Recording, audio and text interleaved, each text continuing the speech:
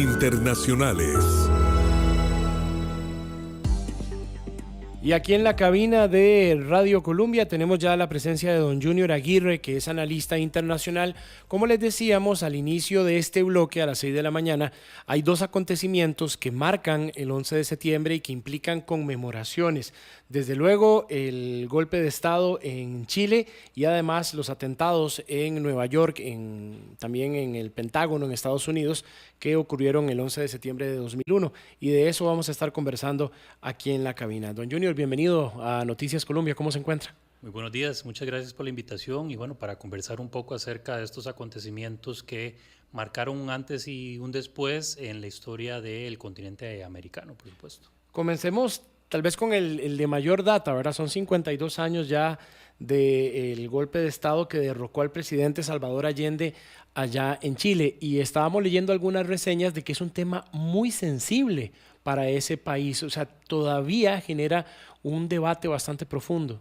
Sí, por supuesto, porque a partir del golpe de Estado que ocurre más bien en 1973, se instaura una dictadura que se extiende hasta 1990, una dictadura que además de extenderse hasta 1990, mantiene inclusive hasta el día de hoy ciertos elementos de la dictadura de Pinochet de los años 70 a hoy 2025, principalmente relacionado con el sistema educativo, que es un sistema educativo que se llama sistema de brochures, que fue un sistema que se implementó a través de los famosos Chicago Boys, que fueron estos líderes economistas chilenos que estudiaron en Estados Unidos y que eran discípulos, de Milton Friedman. Entonces, a partir de esos cambios constitucionales que ocurren en ese contexto y los no cambios que se dan posterior a la caída de Pinochet en los años 90, es que para el pueblo chileno todavía sigue siendo como se dice en inglés, unos issues, unos temas importantes que hasta el día de hoy no han cambiado. Don Junior, ¿cómo era Chile antes de ese golpe de Estado? ¿Y cuál era el contexto, digamos, en ese momento que llevó al final de cuentas a este hecho? Sí, Allende llega al poder en 1970 en medio de cambios políticos importantes, no solo en Chile, sino en la región. Recordemos que estamos hablando del contexto de la Guerra Fría. Entonces, en América Latina se estaban debatiendo todavía hacia qué polo moverse, si mantenerse en los países no alineados o volver su rostro a Occidente o a la URSS, ¿verdad? Básicamente. Entonces, Chile en los años 60 era un país marcado, al igual que muchos países de Sudamérica. Afortunadamente la región nuestra, la región centroamericana, específicamente Costa Rica, se mantenía un poco al margen en ese sentido. Sin embargo, en Sudamérica empezaron a llegar movimientos que a los Estados Unidos les resultaban un poco incómodos, ¿verdad? Tanto en Brasil, Paraguay, Uruguay, y por supuesto Chile con la llegada de Salvador Allende en 1970 al poder, que era un político, si bien es cierto, el médico de profesión, un político con ideas afines a la izquierda, y por supuesto eso significaba una afrenta para los Estados Unidos. La sociedad chilena estaba todavía debatiendo un poco. Allende no llega con gran apoyo popular, sino que hay un importante abstencionismo, que es un fenómeno que estamos viendo en estas épocas, y llega si bien es cierto, gana las elecciones, no la gana por una gran mayoría y con un gran abstencionismo por parte del pueblo chileno. Entonces, si bien es cierto, él llega al Palacio de la Moneda, que es, digamos, casa presidencial, no llega con un gran respaldo popular. Inicia un proceso de reformas que, por supuesto, a los oligarcas chilenos les empieza a resultar bastante incómodo, y es ahí cuando empieza todo este movimiento de conspiración orquestado, motivado y financiado por los Estados Unidos, que es el que conocemos con el nombre de la Operación Cóndor. Don Junior, por eso no es de extrañarse que en Costa Rica, por ejemplo, tengamos ciudadanos chilenos que salieron en esa época y ya echaron raíces en el país, y sus hijos ahora lo que tienen es la referencia de las razones por las cuales tuvieron que salir sus familiares de Chile en ese momento, y así tuvo que haberse dado ese éxodo en aquella época. Sí, después del golpe de Estado se empieza un gran movimiento migratorio chileno en aquel contexto. ¿Qué es lo que ocurre? Podemos ver o tratar de hacer una comparación con lo que está ocurriendo ahorita en Venezuela, ¿verdad? Son dos fenómenos diferentes que obedecen, a elementos distintos, pero podríamos establecer una especie de parangón. ¿Por qué? Porque el cambio de régimen lo que provocó fue una gran fuga, lo que se conoce como la fuga de cerebros en Chile, principalmente de pensadores, académicos, científicos, familiares de estos que empezaron a migrar principalmente a América Latina con el objetivo de buscar pues un lugar, un hogar y un espacio donde poder desarrollar sus actividades. En Costa Rica no fue la excepción, fue un gran receptor de chilenos migrantes de aquella época. Tanto en las artes como en las ciencias y en la política tuvimos grandes pensadores chilenos que aportaron afortunadamente a nuestro país. Se le conoce como la gran fuga de cerebros de Chile en aquel contexto. Y a hoy, lo decía Ale, hay una generación que posiblemente solo vive de las explicaciones que dan personas afines o que vivieron en ese momento. ¿Cuáles son esas consecuencias que aún pesan en Chile a propósito de esa dictadura? Sí, como mencionaba hace un momento, tal vez una de las consecuencias más grandes es que hay elementos en la Constitución chilena que no fueron cambiados posterior al referéndum del sí y del no, el famoso referéndum que ocurre en los años 90. Esas consecuencias, principalmente en el área educativa, siguen permaneciendo, como mencionaba hace un momento, y en el área económica. Pese a ello, Chile ha sido una sociedad muy resiliente que ha podido aguantar y asestar muy bien el golpe. Sin embargo, en los últimos años, podría decir que en los últimos 5 años, la población chilena ha estado, digamos, atomizada y en movimientos polarizados muy grandes. Lo vimos, si no me equivoco, si no fue antes de la pandemia, fue durante la pandemia, que en protestas que ocurrieron en ese contexto se dinamitaron y se quemaron trenes, el metro que tanto costó y por el que tanto se peleó, se dinamitó, que estaba ubicado en diferentes ciudades de la capital, en Santiago de Chile. En aquel momento el presidente, si no me equivoco, era Sebastián Piñera, que fue el que afrontó todo este movimiento, y si bien es cierto, no está conectado directamente con lo que se vivió en los años 70, sí es una consecuencia de haber permanecido con la Constitución como está hasta el día de hoy. Estamos conversando esta mañana aquí en Primera Hora con don Junior Aguirre, que es analista internacional, acerca de 2 hechos que marcan cada 11 de septiembre, 52 años del golpe de Estado en Chile y ahora 24 años de los atentados en Nueva York y también en el Pentágono. Don Junior, ya el próximo año será un cuarto de siglo. Estábamos hablando Jenny y yo de que hay una generación completa de adultos jóvenes que no vivieron lo sucedido el 11 de septiembre del año 2001 y las profundas secuelas que dejó en los Estados Unidos. Y creo que es importante, hoy va a haber una ceremonia en la llamada Zona Cero donde se van a leer los nombres de las víctimas, 3,000 personas fallecidas, tomando en cuenta todos los atentados que se desarrollaron y cómo ha cambiado el mundo después de ese 11 de septiembre. Sí, muy buena pregunta. ¿Cómo cambió el mundo? El mundo básicamente, a como lo entendíamos antes del 11 de septiembre del 2001, en muchos sentidos, en economía, en sociedad, en cómo se libraban las luchas en el Medio Oriente contra el islamismo, hoy llamado terrorismo internacional o la yihad global, fue un cambio abrupto. Creo que vale la pena mucho como mencionar algunos elementos que ocurrieron antes del 11 de septiembre. En 1993 ocurre el primer atentado contra las Torres Gemelas, un coche bomba. Es una facción de Al Qaeda no ordenada por Bin Laden en ese momento, que él fue el fundador de Al Qaeda en los años 80, cuando él va a Pakistán a luchar allá con los mujahidines, es un nombre complicado, para expulsar la influencia soviética en los años 80. Estados Unidos financia y entrena a los mujahidines en ese contexto y Bin Laden aprovecha ese financiamiento que es para luchar contra la URSS en el contexto de la Guerra Fría, ese financiamiento y ese entrenamiento militar, y funda una organización para luchar contra la influencia de Occidente en Arabia Saudita, que en ese momento estaba ocupada por los Estados Unidos, ocupación militar, ¿verdad?, y Pakistán también. Entonces, a partir de ahí se gesta ese primer atentado en 1993 contra las Torres Gemelas, que fue un coche bomba que causó muchos daños, pero que ya anunciaba lo que iba a ocurrir o la serie de sucesos que podrían acontecer posteriormente. Luego tenemos los atentados del 11 de septiembre, que son de los que estamos conversando, del 2001, que estos sí son orquestados por Bin Laden, y las investigaciones posteriores nos dicen que se planeó durante aproximadamente 2 años. Ahora sí, la pregunta concreta: ¿cómo cambió el mundo propiamente después de esos atentados? Yo la primera vez que me monté un avión era cuando ya había ocurrido los atentados del 11 de septiembre, mucho tiempo después. Entonces entendía o entiendo cómo es montarse un avión en este contexto. Sin embargo, antes montarse un avión era como montarse a un autobús. Usted llegaba al aeropuerto faltando 15, 20 minutos y básicamente pasaba por un detector de metales y se subía al avión.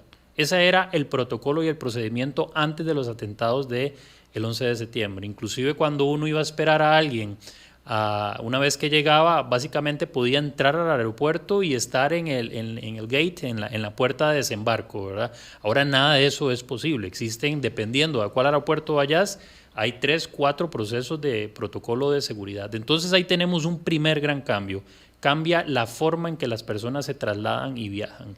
Cambia la política exterior de los Estados Unidos, dirigida principalmente al Medio Oriente. Después de los atentados del 11 de septiembre tenemos 2 grandes invasiones de los Estados Unidos en la lucha, como lo llamaba en aquel momento George Bush, contra el terrorismo internacional, hoy conocido más como la yihad global. Esta lucha se inicia principalmente en Afganistán, de donde se piensa que Bin Laden está refugiado y resguardado, que efectivamente sí estaba, y después con la invasión a Irak en el 2003, acusado de poseer armas de destrucción masiva. Entonces ahí tenemos... Que al final no las encontraron.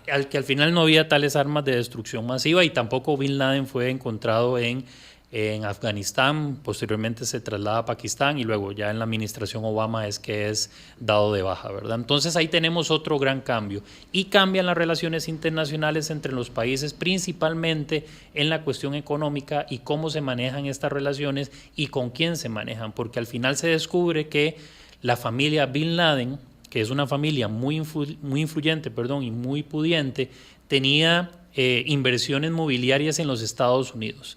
Entonces empiezan a aparecer conexiones del terrorismo con inversiones internacionales en Estados Unidos, inclusive en Europa.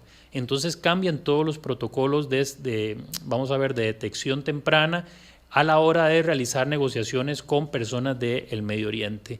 Y a partir de ahí, el 11 de septiembre marca toda la política internacional de los países en relación a lo que ocurre en esta región del mundo. Tenemos después de eso una serie, ya no solo de invasiones de Estados Unidos, sino también de revueltas en el Medio Oriente, en las que interviene Europa porque mantiene influencias en países como Siria, países como el Líbano, Marruecos, todo el Magreb, básicamente el norte de África. Entonces ahí tenemos una tercera gran transformación posterior a los ataques del 9/11. Don Junior, cuando hablamos de estos atentados, recordamos, por supuesto, las Torres Gemelas, pero llama la atención que habían direcciones a instituciones muy emblemáticas de los Estados Unidos en cuanto al poder, en cuanto a la política, e incluso la seguridad. El Pentágono, se dice que el avión que quedó en Pensilvania tenía destino aparentemente a la Casa Blanca o al Capitolio y demás, pero aquí entonces, ¿por qué fue que también se escogió las Torres Gemelas? A propósito de lo que usted hablaba incluso de que hubo un hecho anterior en 1993, ¿por qué se escogió las Torres Gemelas? ¿Qué había detrás de estas edificaciones? Sí, vamos a ver, los objetivos eran 3 principalmente: el World Trade Center, las Torres Gemelas, el Pentágono, que se logra golpear, y el vuelo 93, que es el que cae en Pensilvania. Se habla que iba con dirección o al Capitolio o a la Casa Blanca. Yo dudo un poco la Casa Blanca por un tema de seguridad de la que está rodeada, pero seguridad antiaérea, ¿verdad? Quiero decir, pero independientemente de donde hubiera caído, hubiera sido un golpe devastador para los Estados Unidos. Bueno, ¿por qué las Torres Gemelas son el objetivo principal de este ataque?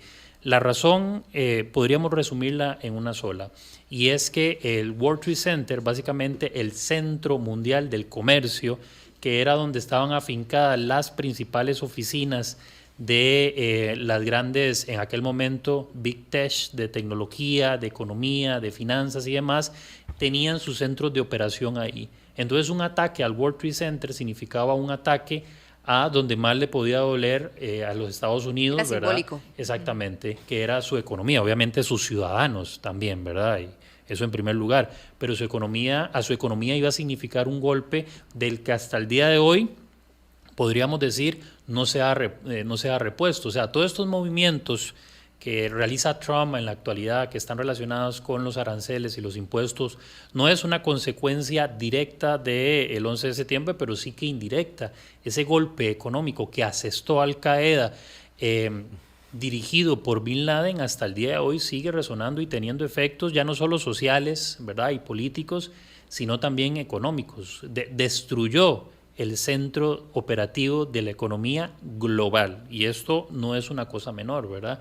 Y que lo haya hecho a una organización terrorista con apenas recursos a la mayor potencia del mundo, nos habla de cómo funciona el terrorismo, inclusive cómo funciona el terrorismo al día de hoy. Ha cambiado mucho, don Junior, porque ese ataque a Estados Unidos fue muy elaborado, o sea, personas que sabían poder hacerse cargo de una aeronave, ¿verdad?, de ese tamaño, de un avión de pasajeros, poder hacer de pilotos, la precisión que se necesitaba, la coordinación para secuestrar 4 aviones al mismo tiempo. O sea, todo eso, el terrorismo cambió y después empezamos a ver golpes distintos ya, por ejemplo, personas que atacan con vehículos en alguna Exacto. zona, o andan con cuchillos o andan con armas de fuego y realizan otro tipo de ataques que tal vez tienen un menor impacto en cuanto a la cantidad de daño que pueden hacer, pero siguen teniendo ese mensaje de intimidación, de infundir terror en la ciudadanía.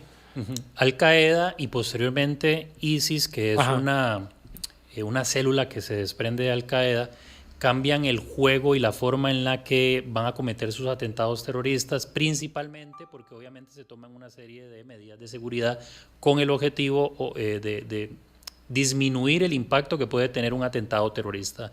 Entonces, ¿qué fue lo que ocurrió y cuál fue el cambio? Bueno, en primer lugar es que las medidas de seguridad cambiaron, y en segundo lugar es que ISIS y Al Qaeda lograron despertar en la segunda y en la tercera generación de migrantes y refugiados de países árabes en Europa el deseo de luchar por la yihad. Es que la yihad, que es una palabra en árabe, se puede traducir al español, una traducción un poco ahí precisa o imprecisa, depende de donde se vea, se traduce como guerra santa.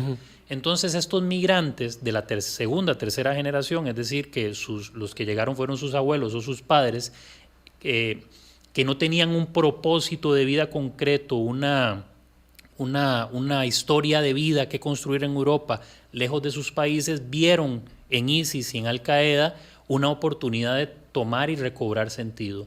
Entonces, estas organizaciones empezaron a utilizar las redes sociales para reclutar lo que se llama hoy a nivel internacional como lobos solitarios. Estos que vos mencionás, que son los que toman un automóvil y se meten a la Rambla en Barcelona, sí, y arrollan y matan 100 personas, ¿verdad? O lo que ocurrió hace... En Francia también. Exactamente, ocurrió en Francia, ocurrió hace relativamente poco también en los Estados Unidos, en esta ciudad, si no recuerdo el nombre, donde se celebra esta famosa fiesta de Bourbon Street, ahorita no recuerdo el nombre, pero bueno, también... ¿En New Orleans? En New Orleans, ajá, exactamente. Toman un vehículo y atropellan y matan 100, 200 personas, y el efecto es el mismo. Con recursos básicamente nulos, esta organización terrorista descontrola y cambia el paradigma de la seguridad. Si alguna vez los que nos están escuchando o viendo por YouTube o ustedes mismos han tenido la oportunidad de ir, no sé, a Estados Unidos o a alguna ciudad en Europa, el turismo es básicamente estar acompañado de militares también. Hay militares rondando los principales focos turísticos, porque esos focos turísticos son los objetivos de los yihadistas, de los lobos solitarios, y no tenés forma de saber quién es un terrorista. Exacto. Porque puede ser un civil perfectamente que se radicaliza. Bueno, don Junior, nos ha ganado el tiempo, lamentablemente ya casi llegamos al final de esta edición de Noticias Colombia, pero de verdad muy amable por venir acá a la cabina y compartir con nosotros esta información. No, con mucho gusto, y para cuando tengan ocasión, aquí estaremos. Definitivamente haremos otras conexiones. Es Junior Aguirre, analista internacional aquí en la cabina Colombia. Última pausa, regresamos con el cierre. Vamos a comerciales. Está en sintonía de Primera Hora.